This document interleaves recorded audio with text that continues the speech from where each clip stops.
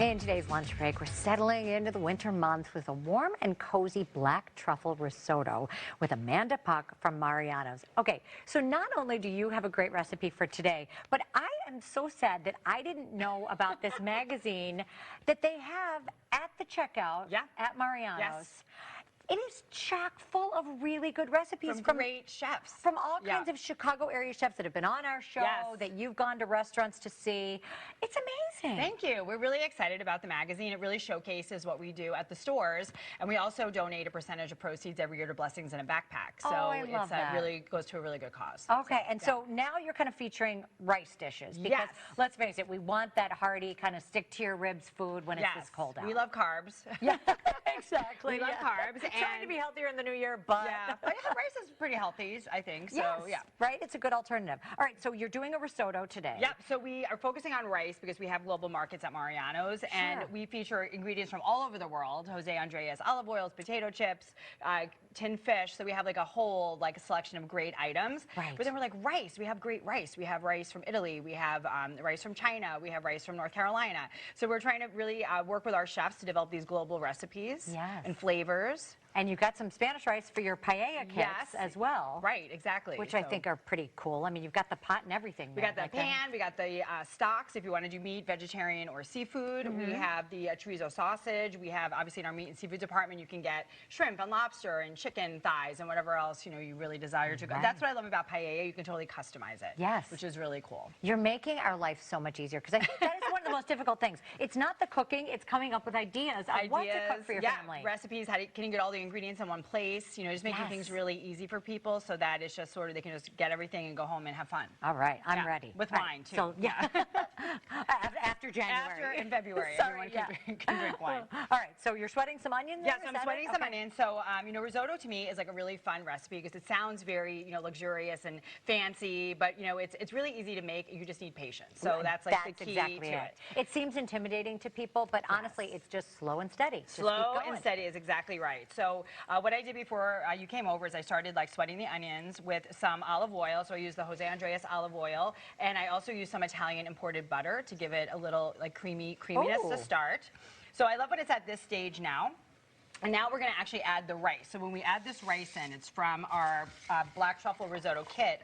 I'm going to really make sure it gets coated in this pan with all of the oil and the butter. And it smells really good, which is always a plus when you cook with olive oil and butter together.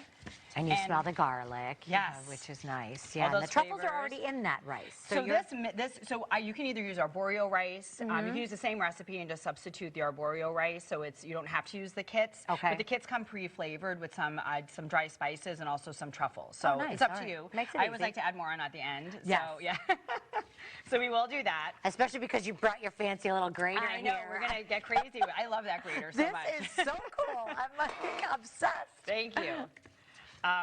Great, so now it's getting, you can see it getting a little toasted in color. Right, so all coated there. All coated. So I usually would let this go if I was at home 5-ish minutes. I really like to get that caramelized look going. And then we add the wine.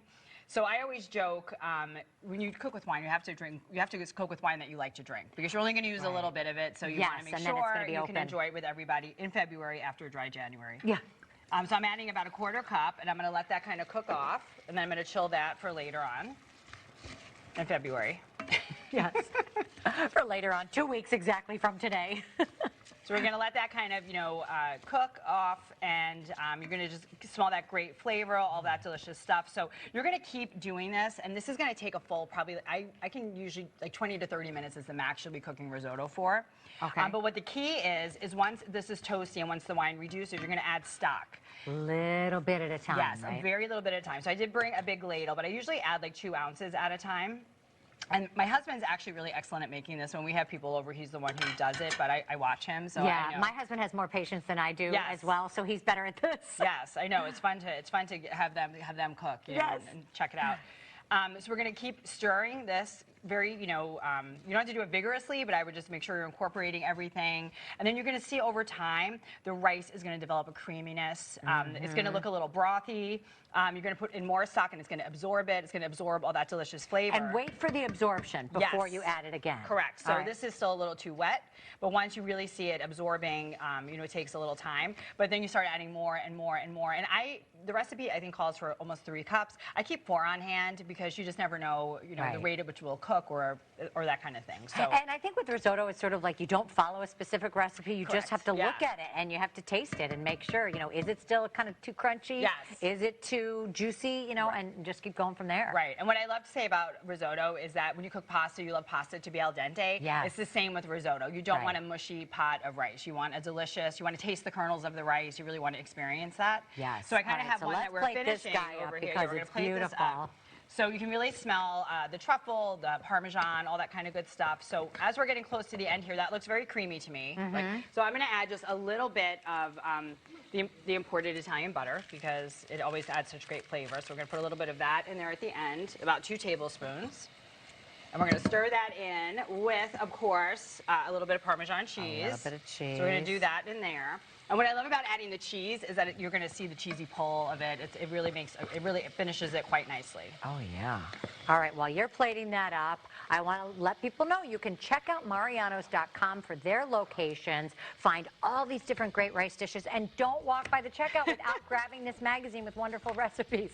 We'll have today's recipe on our website, WGN-TV.com/midday. Yeah, look at you can see the cheese. It looks so delicious. Oh, I made a little plop over there, so